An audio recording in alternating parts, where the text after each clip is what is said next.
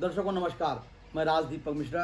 दर्शकों, कल हमने आपको एक छोटा सा वीडियो दिया था बढ़ते हुए पेट्रोल पे आम जनता को कैसी सुविधाएं दी जाएं या कैसे उसके ऊपर कंट्रोल किया जा सकता है।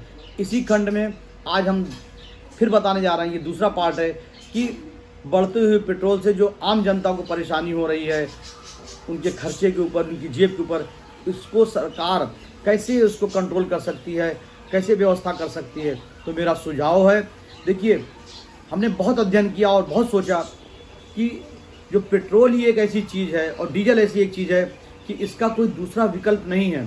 बाकी इस पृथ्वी पे, इस संसार में सब चीज़ का दूसरा विकल्प है। आप अच्छा मकान कोई ले सकता है, कोई ख़राब ले सकता है, कोई सस्ता ले सकता है, कोई महंगा ले सकता है। हर चीज़ में विकल्प है। सोना सस्ता ले सकता है, सोने की ज्वेलरी ले सकता है, चांदी की ले सकता है, कपड़े ब्रांडेड पहन सकता है। लेकिन गरीबों के लिए एक ही भाव रखा गया है। सिर्फ पेट्रोल और डीजल ही एक ऐसा है कि इसका न कोई दूसरा ऑप्शन नहीं है, दूसरा कोई इसका विकल्प नहीं है। दोनों लोग, इन दो चीज़ में कोई विकल्प नहीं कि इससे के अलावा कोई दूसरा लिया जा सके। अभी ये देखा गया, गरीब भी वही भाव दे रहा है पेट्रोल का, अमीर भी वही भाव दे रहा है। जिसने 20,000 रुपये की गाड़ी खरीदी है उधार लेके सेकंड हैंड, वो भी पेट्रोल वही भाव पा रहा है, वही डीजल वही भाव पा रहा है। जिसने मर्सिडीज ले रखी है, BMW ले रखी है, बड़ी बड़ी गाड़ियाँ ले रखी हैं, वो भी वही भाव दे रहे हैं। अब इसी में असमानता हो जाती है। गरीबों को परेशानी का सामना करना पड़ रहा है, क्योंकि जो भी 2 रुपये 1 रुपये पेट्रोल बढ़ता है उनके ऊपर ज़्यादा बोझ आता है। तो हम सरकार से एक अनुरोध करना चाहेंगे कि अगर पेट्रोल को, जैसे राशन की दुकान पे राशन कंट्रोल करते हैं, अगर गरीबों के लिए सब्सिडी कर दी जाए, अमीरों से ज़्यादा पैसा ले लिया जाए, तो व्यवस्था ठीक हो सकती है। मैं आपको एक उदाहरण देता हूँ कि दुनिया में हर चीज़ का विकल्प है।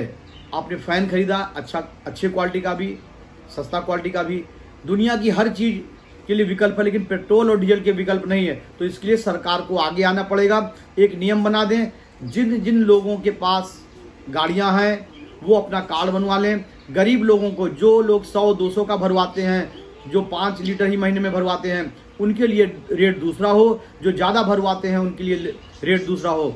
मैं बताता हूँ, जैसे आप बिजली उपयोग करते हैं, 200 यूनिट तक का कोई दूसरा रेट होता है, 500 यूनिट जो लोग यूज़ करते हैं घर में उसका दूसरा रेट ले लेते हैं, और 500 से ज़्यादा अगर कोई ज़्यादा यूनिट यूज़ करता है तो उसका गवर्नमेंट दूसरा रेट ले लेती है।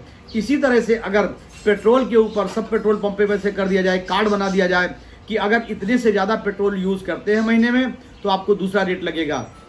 जैसे इनकम टैक्स में है कि 5 लाख के अंदर आपको इतने % इनकम टैक्स देना पड़ेगा, 10 लाख से ऊपर इतना, 25 लाख से ऊपर आपको 30% देना पड़ेगा।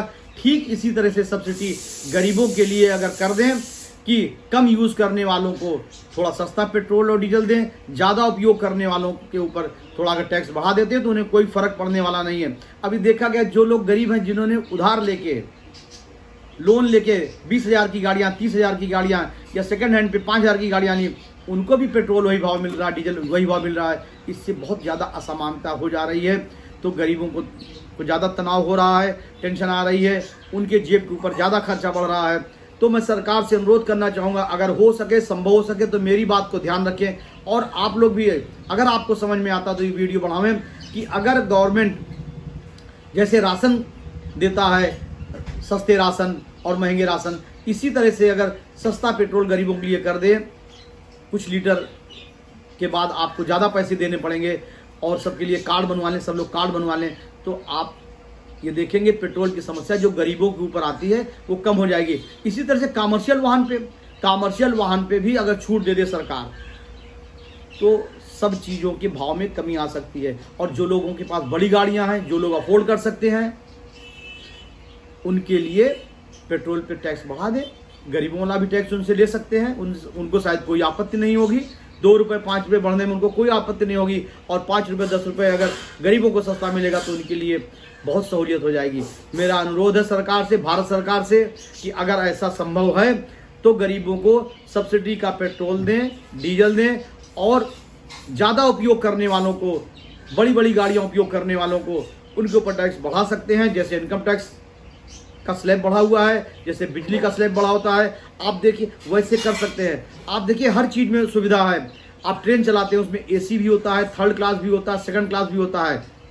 बिजली का बिल अगर आप करते हैं तो 200 यूनिट, 400 यूनिट, 500 यूनिट, उस पर अलग अलग है। प्लेन में आप जाते हैं तो किराया अलग अलग है। हर चीज़ में किसी न किसी तरह से आप गरीब और अमीर के लिए आपने व्यवस्था की है, लेकिन सिर्फ पेट्रोल और डीजल में नहीं व्यवस्था है।